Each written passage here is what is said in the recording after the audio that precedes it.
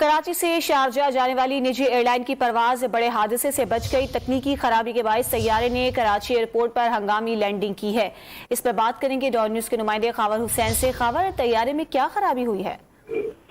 जी, ये कराची से शारजाह जाने वाली निजी परवाज है जिसमें ऑक्सीजन सिस्टम में तकनीकी खराबी हुई है, जिसकी वजह से शारजाह की उड़ान भरने के 15 मिनट बाद ही जो ऑक्सीजन का इशू था, जिसकी वजह से जहाज के कप्तान ने कराची ट्रैफिक कंट्रोल को इमरजेंसी लैंडिंग की इतला दी और उसके बाद इमरजेंसी सिस्टम में ऑक्सीजन सिस्टम खराब होने की वजह से सांस लेने में तकलीफ थी। जो पैसेंजर सवार थे उसमें तकरीबन 1 से 1.5 घंटे तक जहाज जो है वो हवा में चक्कर लगाता रहा। जो जहाज था उसने 2 चक्कर समंदर के ऊपर, जबकि पोर्ट कासिम की हदूद में 7 चक्कर लगाए और इस तरह से मुसाफिरों में जो है वो खौफो खैरात था।